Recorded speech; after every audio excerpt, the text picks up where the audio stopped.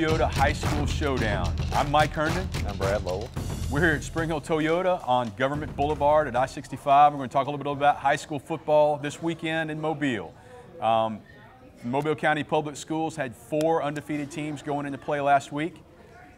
This week we have none. All 4 lost last week.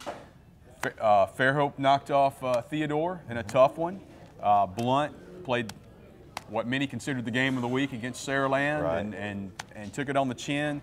Citronelle lost to Leroy in a non-region game. Right. And then you had Williamson playing a very tough game against St. Paul's, 9-6. Right. Great defensive ball game, but came up a little bit short. Yeah. So no more undefeated teams from Mobile County Public Schools, but still got a lot of great football to talk about. Right. What were some other results you saw last week that stood out? Well, Viger got their first win of the year with Faith Academy, which was a region game also, so I think that they probably, knowing Coach Scott's going to get that group on track.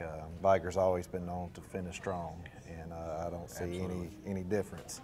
But also Davidson and Baker. That was a big win for Davidson. Kind of a surprise lopsided win in a 28-0, which put them on a 2-game win streak, but also, you know, they right back to a big game tonight against Theodore, and it's really, you know, kind of has set itself up to be a key region match this week. Right. Should be a great matchup between Davidson's defense, which has only given up 25 points all year, right, and the Theodore offense led by Trevor Andrews, who's one of the better quarterbacks in Southwest Alabama. That's right. But Davidson the last couple of weeks has found an offense. His name's Colby Blunt. And he has run for 174 yards one week and over 200 last week against Baker. I don't think they're afraid to hand him the football. Oh, he's going to get the rock. Yeah. So it'll be interesting to see how Theodore, whose defense we sometimes overlook, they've only given up about 50 points this year, right, can react to that. I think you're looking at 2 well-rounded football teams, and it's going to come down to, you know, the fundamentals of ball control and not turning the football over, and probably special teams. And I think also, and you see this a lot with Davidson games in particular, who wins the battle in the trenches. That's right. Is going to be key tonight. We're going to talk to a little bit to both coaches, Fred Riley from Davidson and Eric Collier from Theodore. See a little bit of marching band, a little bit of cheerleaders, and we'll talk to a couple players tonight, so stay with us.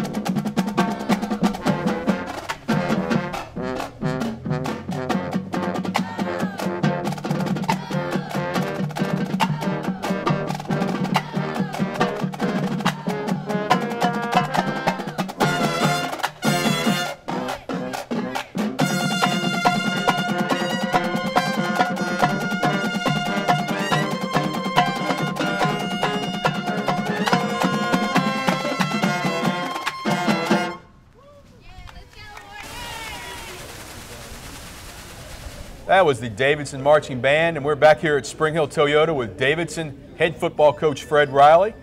Coach Riley, coming off a big win last week to go 2-1 in the region, 28-0 over Baker. Tell us a little bit about how this football team's evolved over the past few weeks, offensively particularly. You know, certainly offensively, we couldn't have gotten any worse. I mean, we were rock bottom. We didn't score in the spring game. We didn't score in the first game. You know, we scored one time in the second game, so we had no direction to go but up. And you know, got to look at the personnel, the people that we played too. I mean, Daphne and McGill were pretty good. You know, Foley was a little more in our league as far as somebody we need to play right at that time. We got the ball rolling a little bit, got a little confidence going. Defense got excited because the offense moved the ball a little bit.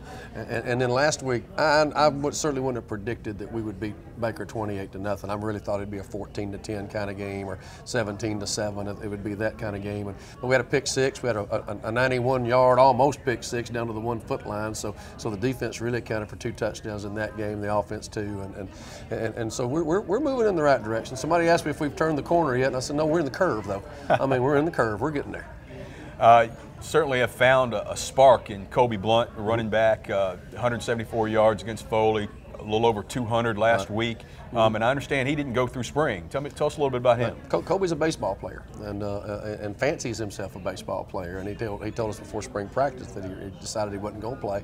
And and if I'd have handled that the way I would have handled it at 37, he probably wouldn't have played, because I'd have probably verbally assaulted him, about letting the team down and letting us down and all that we had invested in him. But, I said, all right, buddy, if that's what you want to do, I understand. And, if you change your mind, there's always a place here for you. 6 weeks later, he came back. So me at 57 did a much better job than I would have done at 37.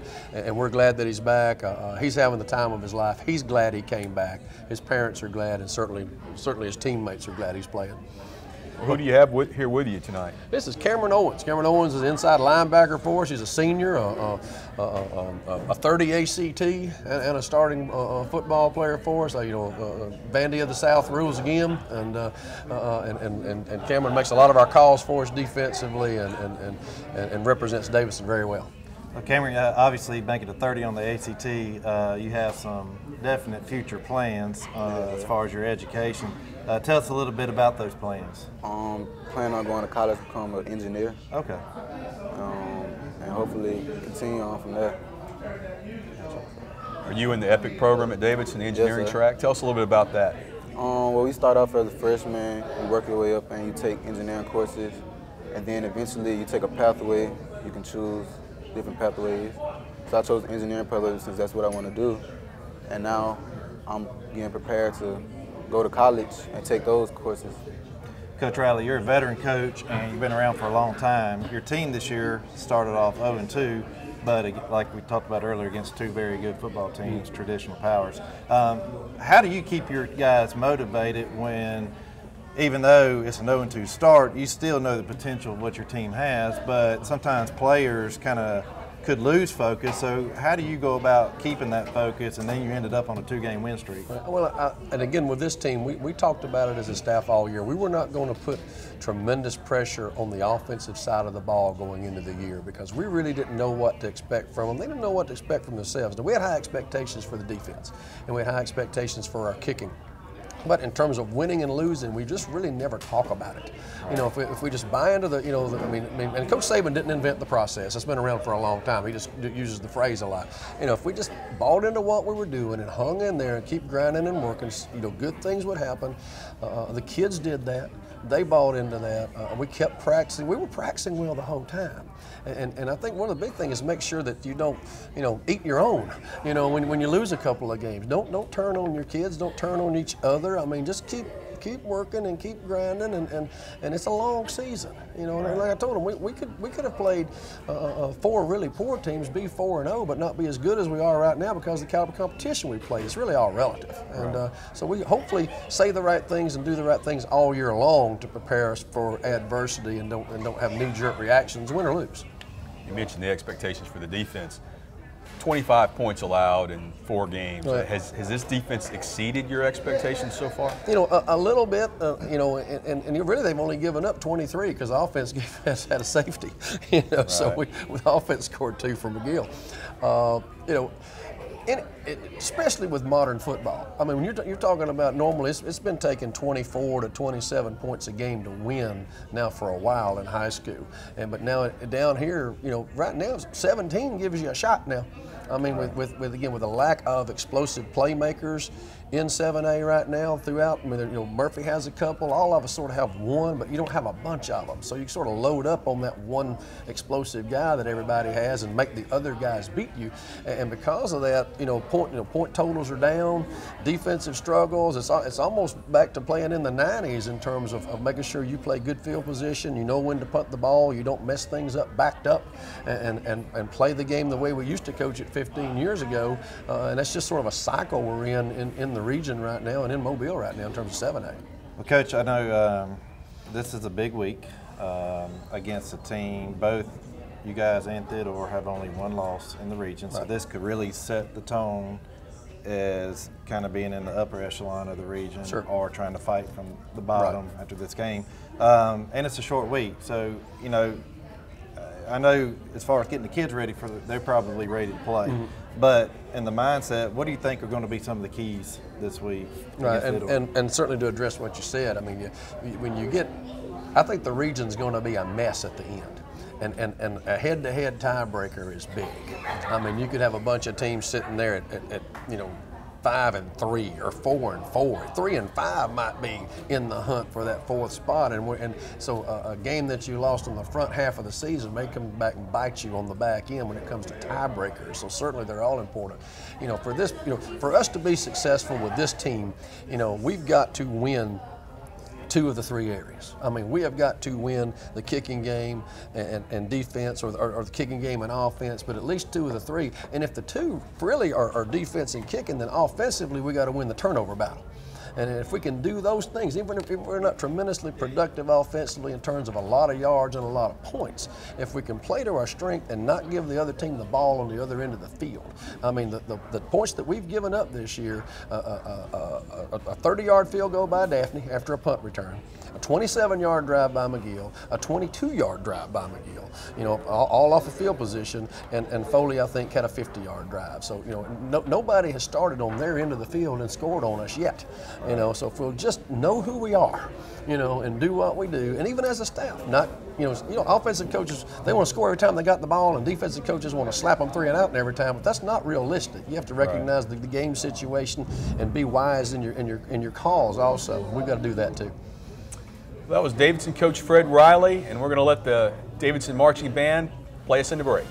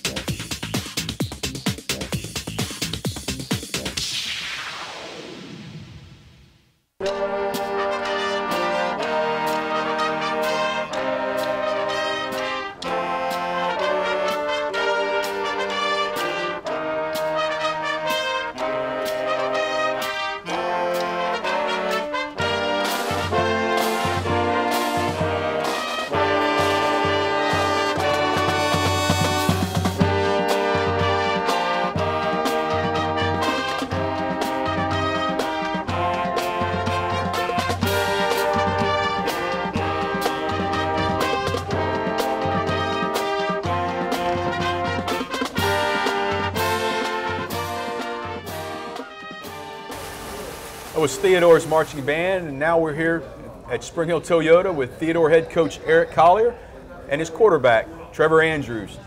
Coach, obviously a big test tonight with Davidson and their defense particularly. What do you see that they do so well? And I'll ask this to both of y'all. How do you attack that defense? Well, you know, Jay Pope runs the defense. Jay does a great job over there. And they got players that, you know, all those kids played last year for him. So they understand the scheme they're trying to run. They understand what Coach Pope and Coach Riley wants from them. So that's big. Anytime your kids have a bunch of experience, that's a big help for them.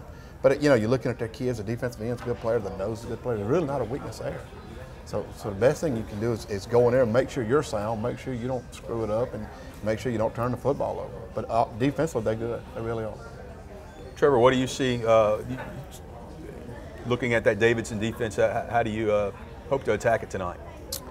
They're very fast and probably one of the better defenses we're going to face this year. But we're just going to try to get on the edge and attack there.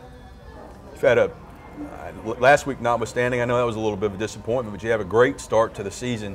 Tell me a little bit about your expectations for yourself and for the offense coming into this year. For the offense, we just want to keep scoring the ball. And every time we get the ball, I tell the guys we got to go down and score every time we get the ball.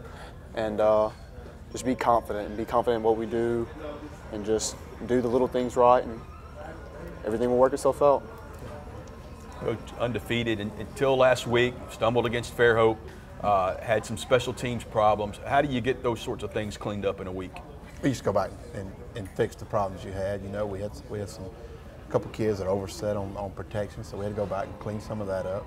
But yeah, I'm gonna tell you now, Fairhope's a good ball club. I think our kids kind of overlooked them, and I'm not so sure our staff didn't. But again, they're good. But you know, you go back and you look at it, and we played well enough to win, other than in special teams. And y'all know how it is. You got to play offense, defense, and special teams.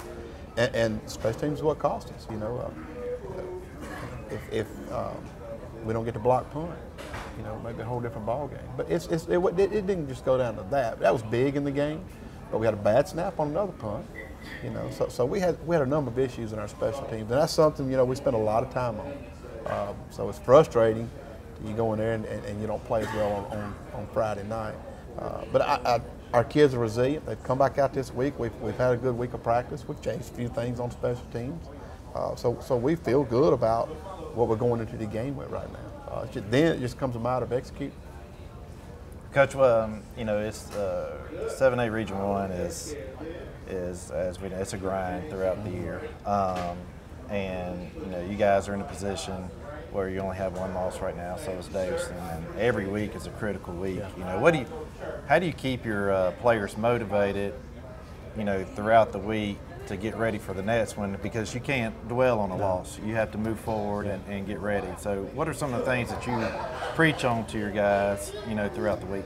But Brad, there's a number of things, and you've coached, you understand this. Is we got a 24-hour rule in our place, and it don't matter if we win by 50 or we lose by 10. They know this. 24 hours later, we got to move on to the next team. And we'll always bring our kids in on Sunday, and we'll watch film. And they came in this Sunday, and they were a little bit down. You know, they were, just like our staff was. But the blessing was this. Once the time we did video, went to the weight room, went to practice, the time we finished all that, they were behind us, and we you know, we're ready to move on. But again, you know, the big thing is this, is you have to spend a lot of time making sure your kids understand and see the big picture. Right. You know, you still got a long road. You still got a lot of ball games to be played. So don't focus on just this one. Let's go ahead and move on. Right. And I tell you something else. Is 7A Region 1's rough. Y'all know that. It's tough football. Everybody can play down here. You got athletes everywhere. You got good coaches everywhere. Coach Riley does a great job. Tim Carter's done a great job over there. So I don't take nothing from them. But again, you know, you got to make sure your kids understand, okay, we stumbled this Friday, but we got to get better every day we go out on the practice field. And that's the important thing. Stay with us. We'll be right back. Talk a little bit more with Coach Collier.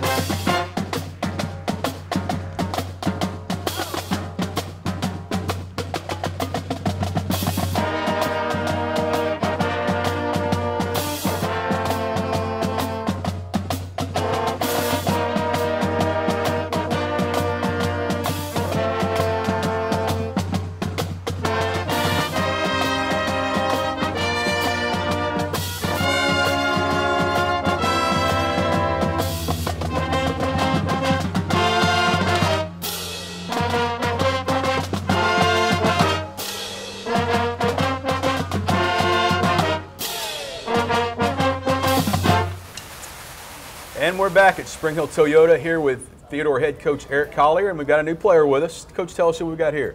Timaje Porter.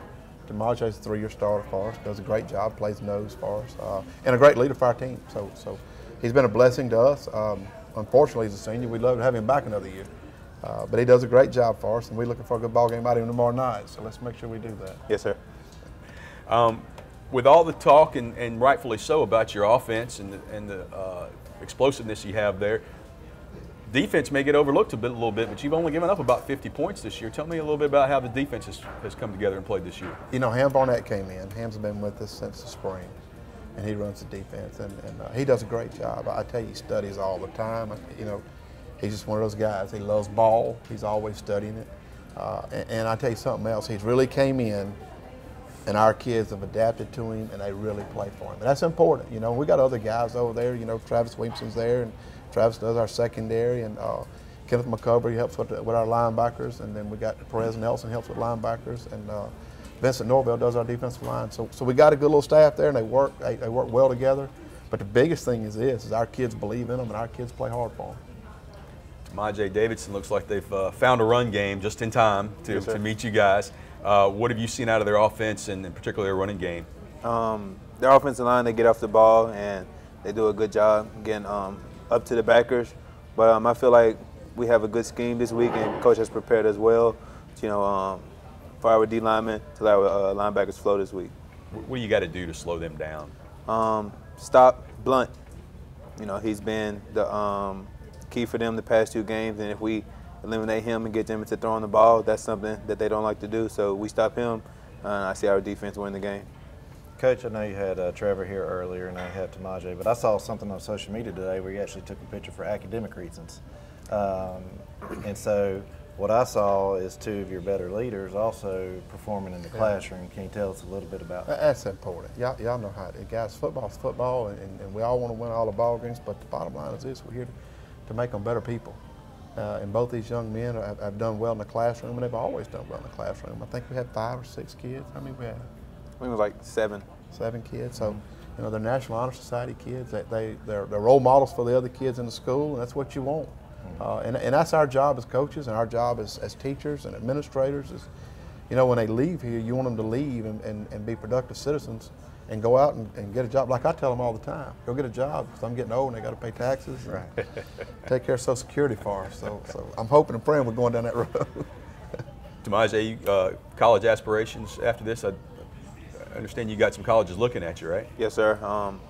Mainly I've just been focused on my team right now because, you know, it's a big step my senior year. Last time I'll be able to play football with most likely everybody on this team. So I haven't gotten out into that area, that aspect of life right now, but I'm just being more focus oriented on the Bobcats right now. Great. Well, he mentioned Kobe Blunt, who's kind of come on for the last couple of weeks for them at running back.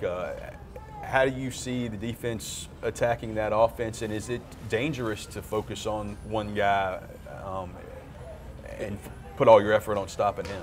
You know, he's a good player.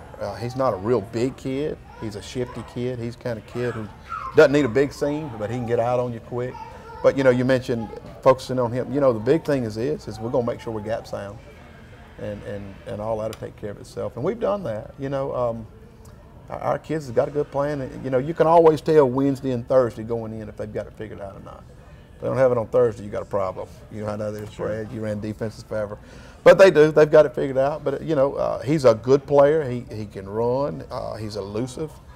You know, he's the last 2 games he's had 60-something carries. So they depend on him a bunch. So this is the thing, and I always say this, is if you can take their biggest weapon away, you've got them in a bind. And that's not to say they can't throw the football, and the quarterback can play too. So they got other players around them. But anytime someone goes in and they take your best guy out of the game, it's tough. It is. Then you got to go back and hopefully be successful with some things that you're not quite as crafty at. That was Theodore coach Eric Collier. Stay with us. We'll be right back.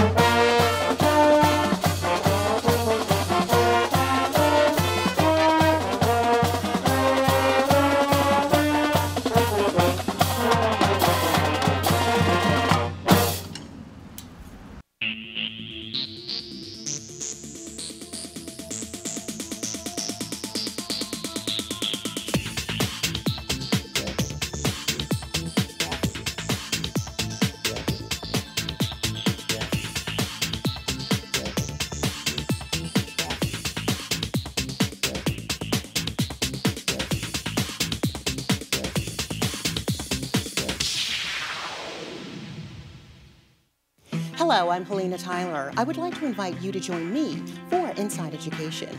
Come with us as we take a look at what's happening around Mobile County Public Schools, as well as what's happening in your child's classroom. That's Inside Education, right here on the MCPSS TV network.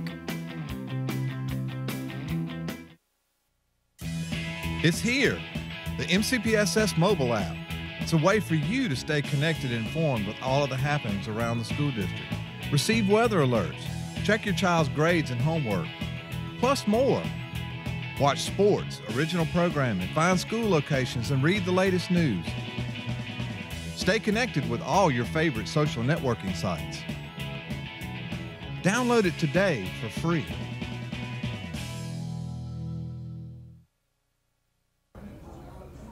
Welcome back to Springhill Toyota. Brad and I talked with Eric Collier tonight from Theodore and Fred Riley from Davidson. They're going to get ready to play here, and we expect a great game, but there's a lot of other great games happening this week around the county. What are a couple that stand out to you? Well, I think NG and Bryant, both of them are looking for their first region win this week, and I think it could be a big step forward for both of those programs to get a victory. Another one is LaFleur. They host Gulf Shores this week as far as for region play, and maybe possible given opportunity to get in kind of the region talk right there for the playoffs. But Centronell's still undefeated in the region, and they're looking to rebound from their loss last week against Leroy against Faith Academy. So those could be some critical region games coming up this week. Well, we talked earlier tonight about Williamson and how well they played, even though they lost to St. Paul's in a tight game. They got another big one this week, going up to Jackson. That should be an interesting game, particularly with how well Williamson's defense has been playing. And then kind of a non-conference, non-region game that's kind of interesting. Baker trying to bounce back from the loss to Davidson. Has Jeff Davis coming in, and Jeff Davis is ranked for the first time in quite a while. Out of Montgomery, got a pretty good team coming down. They do, and that was kind of an addition late because of a little scheduling conflict, and Baker had, a position there where they could add a game during the middle, and they ended up matching up with Jeff Davis. So like you said, they ended up starting off a pretty good year, so it ought to be a tough battle. Hopefully it'll work out for them. Thanks for joining us tonight at the Springhill Toyota High School Showdown. Enjoy the game.